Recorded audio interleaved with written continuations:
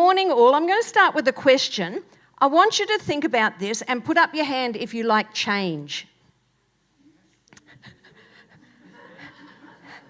Yep, that's about the right statistic. And, they actually say certain stats will tell you that there's 69% of the population that don't like change. Yeah, that's most people. Or other statistics say there's 20% that do like change. So if you take 20, that leaves more like 80% who don't like change. And they say that 20% that do like change, 10% of that 20%, so half of those, like the idea of change, but don't actually want to change. And yet today, what I'm going to talk about is change, because as a church, we're right on the precipice of a big change happening. And here we are, we say, we don't like change, let's not do anything. And yet we're probably heading into the biggest change that we have known as a church. So come along with me today as we talk about these different things. So my verse for today, and we've just recently had a staff retreat, and we had this same verse, and it has just been working in me over and over and over. I've been meditating upon it, and it's from Isaiah chapter 43 and verse 19. It says, "For I am about to do something new." This is God speaking to the Israelites. "I am about to do something new. See, I have already begun. Do you not see it? I will make a pathway through the wilderness. I will create rivers in the dry wasteland." So at this stage, we have the Israelites who were in exile, and God is saying, "Behold, I will do something new. I'm going to take you on. I'm going to make rivers in the wasteland. I'm going to bless you." And all they wanted to do is say, "We actually like what we had." Let us go back there. A bit like the the Israelites coming out of Egypt. It wasn't so bad back there. But every single one of us think, "Oh yes, okay, awesome God, you're about to do something new.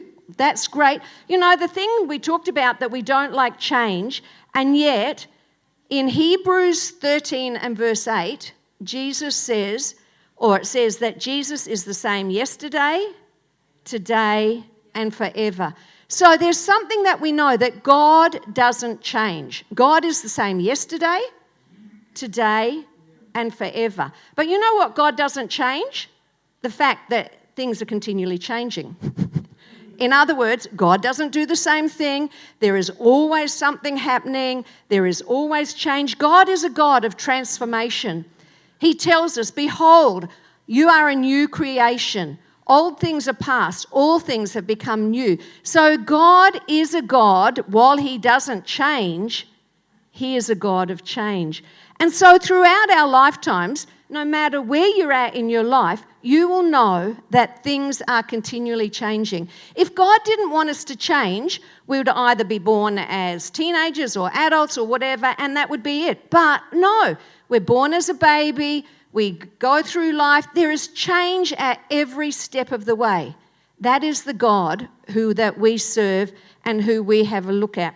Let's have a look at here. The caterpillar and the butterfly would have to be one of the most significant, pictures of change. So you imagine the caterpillar, it's just crawling along, enjoying life, eating those leaves, all of that. And then it comes to a stage where it goes into the cocoon, into the chrysalis, a dark place, really has to die to itself. Why? So that it can emerge as a butterfly, so that it can change. When it started, it could crawl. But when it came, it could fly to places that it could never crawl. But somewhere in that place, in that dark place, I don't know that caterpillars have a brain and think like this, but if they did, somewhere I'm sure it would think, "What am I doing? What am I doing in this dark place? I can feel bits of me breaking away. This just isn't good. I want to come out of here." And there's a story of a young boy who found this chrysalis, and he could see the butterfly inside, and he thought, I need to help that butterfly, because he could see that it wasn't being able to, it didn't look like it was ever going to make it out. So he got his tiny little pocket knife, and very, very gently, he put a hole in that chrysalis so that the butterfly could come out. And he thought, I have created you. I've set you free. Like, if it wasn't for me, you probably wouldn't be free. That butterfly was deformed for the rest of its life because it is in the pushing out of the chrysalis that the blood flows to the butterfly's wings, and that's where it is formed. And because the little boy thought that he was doing something right and tried to cut that chrysalis open, the butterfly never had to stretch its wings, and the blood didn't flow out, and so that butterfly was never able to fly. How often are we in the midst of change or something that is happening, and we think, God, just get me out of here. This is ridiculous. Or if God doesn't get us out of it, guess what? Half the time we step out of it ourselves. This is too hard. I'm out of here. I'm not going to push through. And yet in the midst of it, God is saying, through this process, I am forming you. Through this process, I am causing you to become all of who I've created you to be. Through this process, I am giving you life. So let's remember that we're going from a grub to a butterfly, that we're able to fly away. If you have a think about it, God called so many people in the situation of calling Abraham, come with me. Like, I'm going to send you to a land where you don't know where you're going or that, but just be obedient and come with me. What about Naomi and Ruth? They left behind everything that they had to go to another place. What about the disciples? They knew fishing. They were good at it. That was their livelihood. And Jesus comes along and says, leave that and follow me. And each of these people who were obedient to God were able to find that in the midst of it, God created a new life for them. I've used this illustration many, many times over the years, and I couldn't find a rear view mirror. This is the best that I could come up with. But those of you who drive know that up on the front, in the middle of the car, is, now Jazzy, you would know this because Jazzy's just on her learners and, getting those hours up. Up there is this tiny little mirror, probably about this size. So there is a little mirror, but there is a big windscreen. And if you drive, like if I'm driving and I'm just looking in the rear view mirror, it will not be very long until I crash. I can guarantee you that. If I just keep my eyes up here, I don't see what is ahead. And that's probably the perfect analogy of leaving those things behind and looking what is ahead. If you're driving out in the country, you've got this big windscreen to see the beautiful view, to have a look at everything is before you. And that really is the picture of what God has for us. Just over, coming up to 9 years ago, we left South Australia and decided to come back here. Now, we had been down there for 33 years. We have 4 kids down there at the time. 2 of them were married. And we felt that God said, come back to Queensland. My mum actually had leukemia, and so we thought, okay, let's go back for family. But we were leaving something behind to come back, not knowing what we were doing, not knowing where we were going to be living, not knowing what we were going to be, what work we would have or anything like that. And so often it can be easy to look in that rear view mirror. You know what? We had a lovely church there. We'd been there for almost 30 years. We had pioneered the church. We'd had young people come in along the way. They got married. They had kids. We knew everything. We were well known in our community. Rob used to go and pray with the mayor. It was very, very comfortable. And God says, okay, enough of your comfort. Let's kick you out. And so you come up, and, life's a whirlwind and all things are happening. But you know what? I literally look at a time when I think, God, every step of the way you have been with us. Every step of the way. Has it been a stretch? Of course it has. We had a couple of years of, not really much income at all, so we're living off our savings. But God was with us every step of the way. He has walked with us. He has stood with us. He has been with us. He has blessed us abundantly. Why? Because of obedience. And in the midst of all of this, our greatest desire is to be in obedience with Him. When they build a bridge, they don't start with the middle span as the first place. Like, you think about that. How could this is the Sydney Harbour Bridge when they were building it. See how the middle span is the last part. What they do with bridges is the engineers design it and they go from both sides. They come from a place of security, a place of strength on both sides of the river. And then they bring it over until it meets in the middle and you can cross over. Literally, I think that's where we are as a church. We have had an amazing strength. How long's the church been here? 30 I can't remember. Pardon? 35 years or something. Ian and Jan commenced the church. They bought the property. They established it all. They went on to Millen and Leanne, then Will and Alicia. There has been a strong foundation. It has been a good foundation. And I want to tell you where God is taking us, He already is building that other side. He already is opening up so many opportunities over there. And so there are good things happening on that side too. But guess what? We have to move over that middle part. And just as I was thinking about this and meditating upon this, I thought, God, even in the midst of bringing us up, where we are at this very point in time, many of you might know, but before we went into ministry, Rob was an engineer.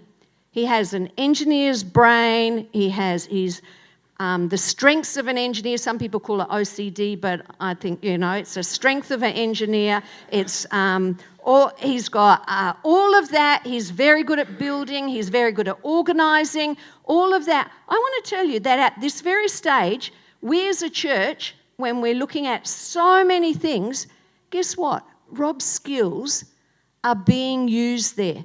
That he is the one being, saying, okay, we need to do this, let's do a timeline, let's make sure we do all of this. Why did God bring us down from South Australia where we've left kids and grandkids and all of that? Because He has a plan and a purpose to say, you know what? I actually need you at this very time up there to be able to help this church transition over into a new place. Is it easy? No. And are there many times when I would look in the rearview mirror and think, seriously, God, it was so much easier back there. People loved us there and we knew what we were doing and all of that. And yet here we are crossing over. Why? Because there is a greater call, people. God has a purpose for us as a church. You have a look out there. It is amazing property. It is so nice. But like Rob often says, are we called to have church on a Sunday and mow the lawn during the week? Because we're quite hampered in what we can do. That's not what we're called as a church to do. We are called to reach out, to take the light out into this community, to be able to bring change, to say, God, use each one of us. We don't know, like I said, that other side, I believe God has people there ready to meet us. We've got new neighbours to reach, new families to reach out. Many of you have heard that we're looking at partnering with a school. You think of those school families that we have the opportunity to reach out to. God has a strength on that other side. And there is an amazing strength. We are blessed, church, of the foundation that has been created here. But we're not called to just stay and plant ourselves here. You know, comfort is a very interesting thing. Who loves comfort? Don't put your hand up. Because our nature defers back into comfort. We like to make ourselves comfortable. Don't make me uncomfortable. Like, let me find, it's like that cat that, comes and makes its bed until it finally sits down, it's pricked it all and done everything and then finds its place there. And how often do we do that? We make ourselves comfortable. But the most comfortable prison is still a prison. And how often do we imprison ourselves by thinking, hey, here's my comfort zone. I'm going to stay right here because I don't want to step out. I've found a place where it's comfortable for me. I've found something where I can move and I guess I can find my place here where I don't have to do anything. Change requires faith. Because change means we're stepping into the unknown. What is comfort?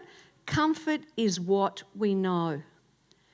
When we talk about change, those of you who are parents, you know that you have this, you get this beautiful little baby and you think, oh my goodness, like how gorgeous. How did I, and probably my husband, produce such a gorgeous baby like this? Like nobody's ever had a baby like ours. Like, it's just absolutely beautiful. And so over those first couple of weeks and months where your mind's just a blur and all of that, you finally get a handle on what's happening, their sleep pattern. Guess what? Then the baby changes. You think, really? I just knew that, you would sleep this long and you'd wait. No, they change and they change and they change. And what's even worse is you have one child and you think, okay, here's the parenting one now. I know everything there is about parenting. And the second one comes along and guess what? They're different. Like, what's the go there? Like, if you learn something, you want to be able to do it over and over. But the second child is different.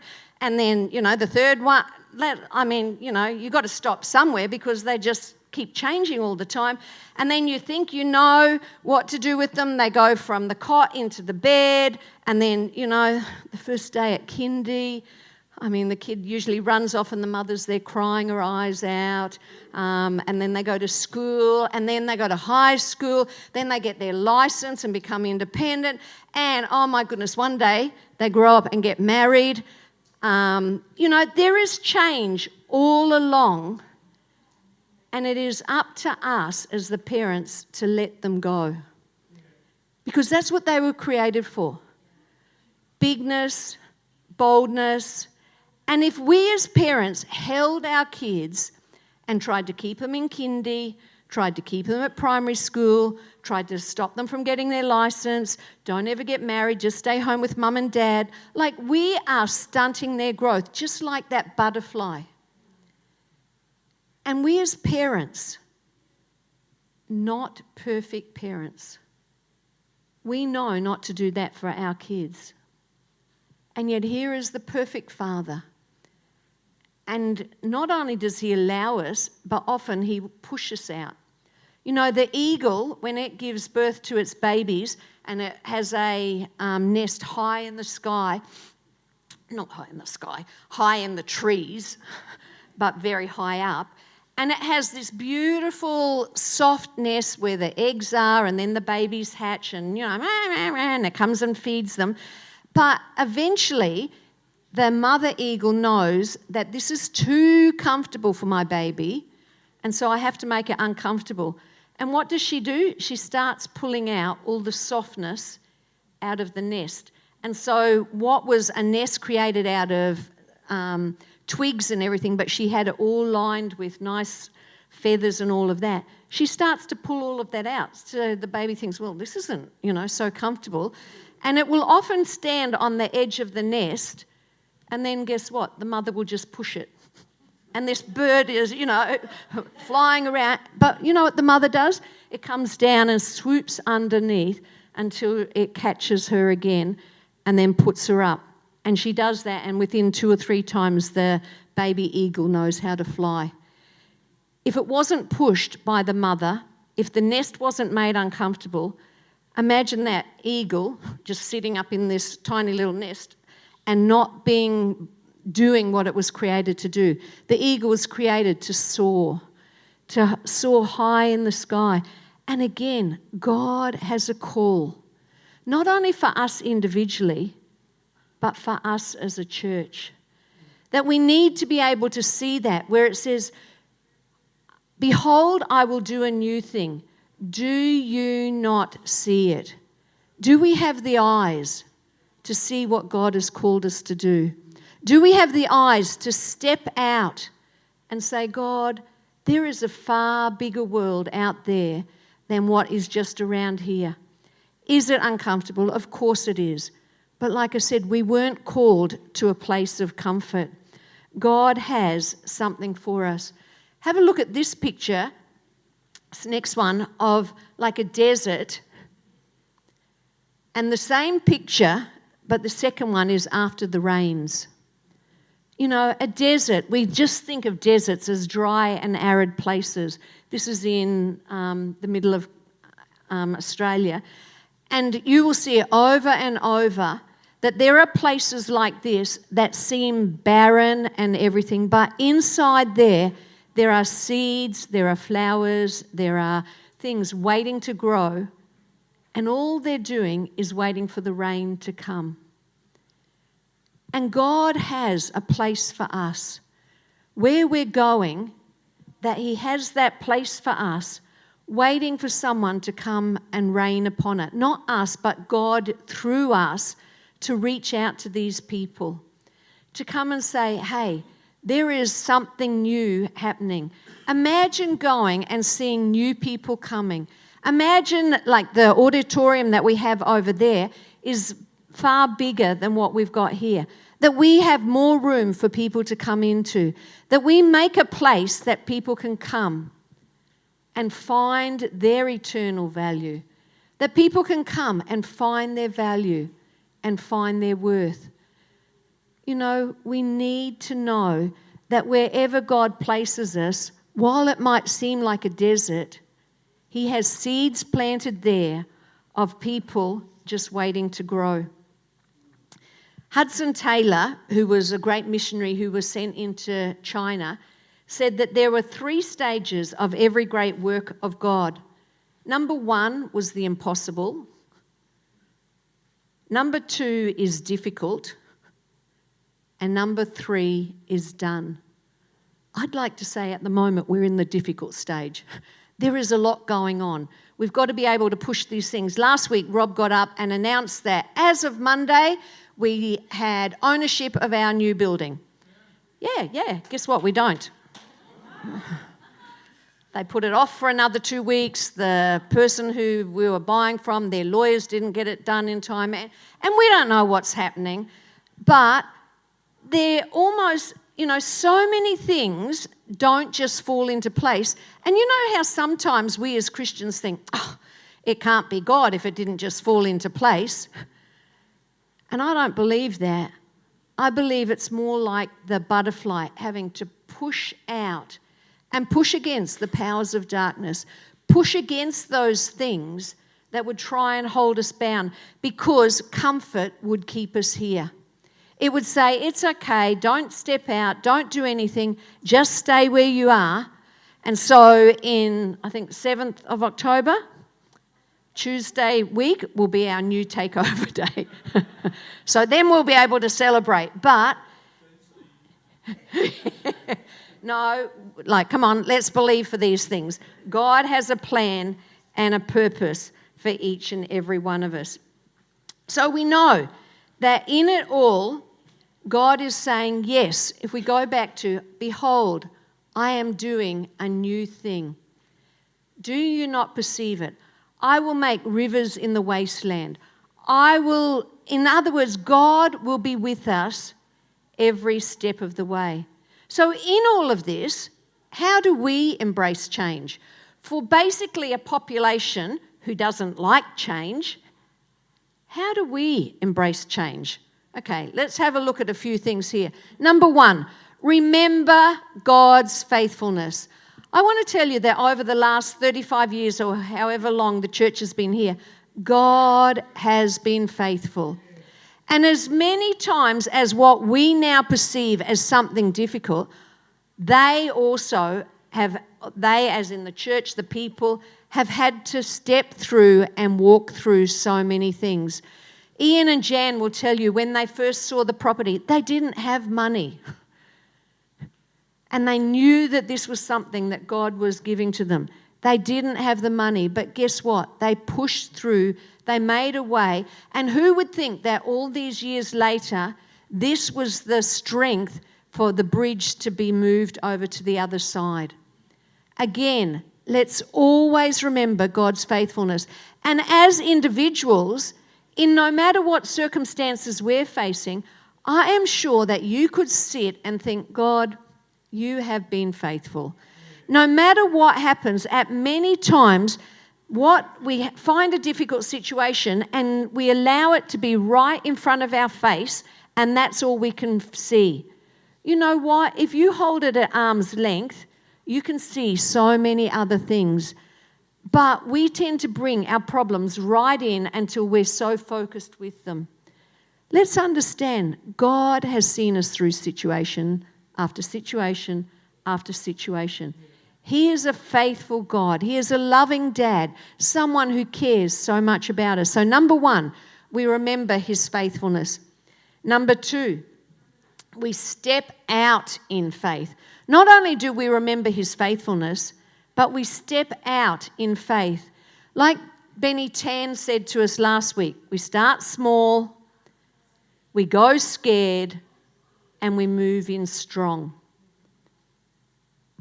We step out in faith, and it is that step. You know, trapeze artists, that you see them if you've been to the circus or different places, and they're swinging and they're, on those swings high in the air, and then they'll go across to the next person. There comes a stage where they have to let go of one swing to grab hold of the next.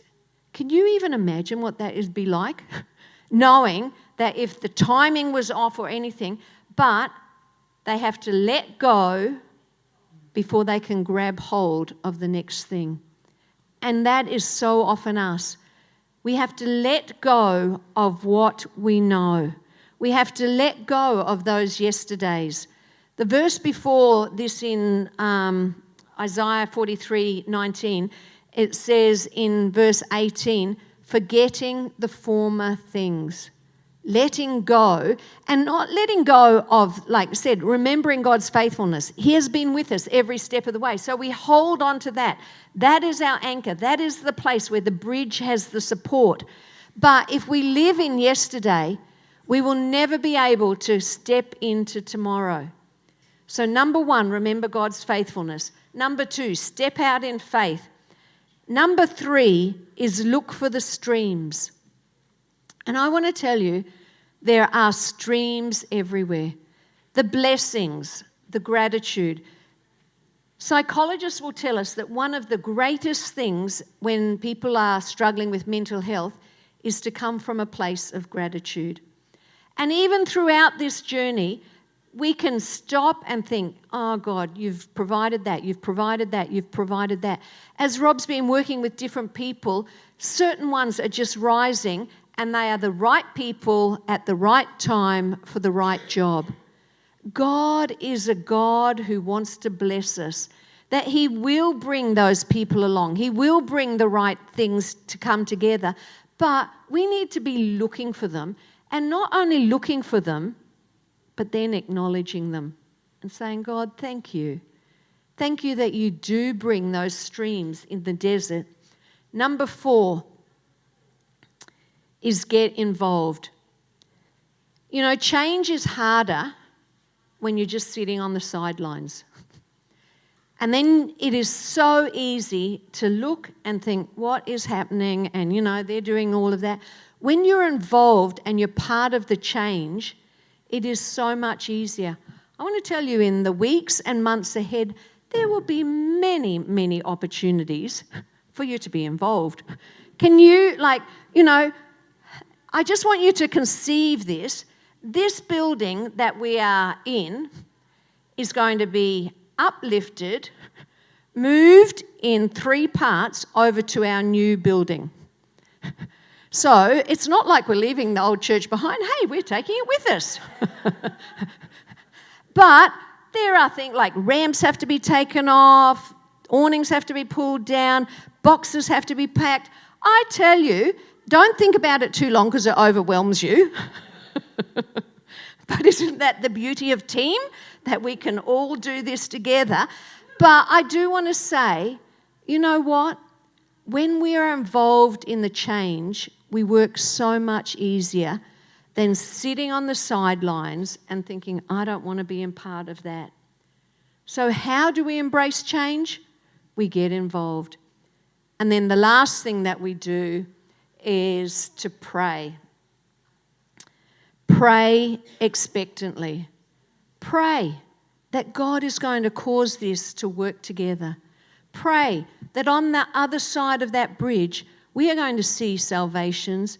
We are going to see opportunities to minister to families. We're going to see opportunities that we have not even considered before.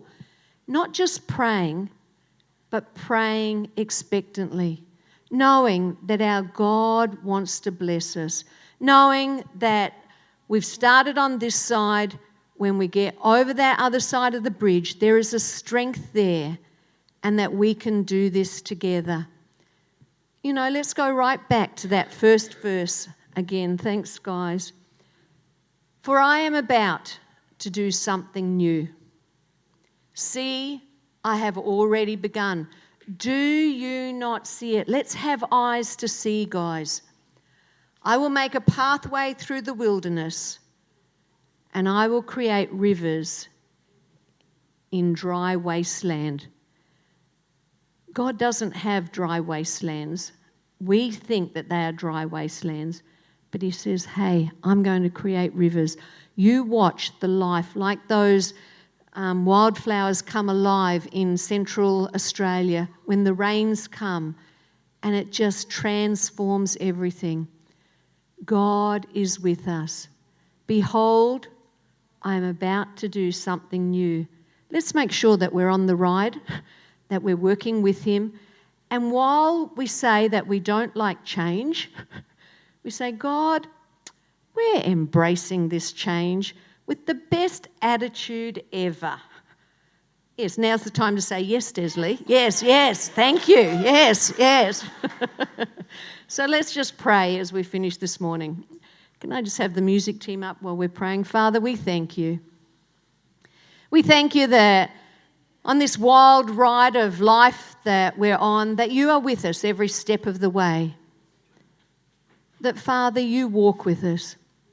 You said, I am doing a new thing. And, Father, we come with expectant hearts. And we know, Father, our job is to be obedient. Our job is to come and pray and believe and know that you will work with us in all of this.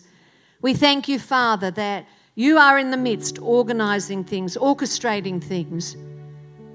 Father, our desire is to have ears to hear, eyes to see, and obedient hearts.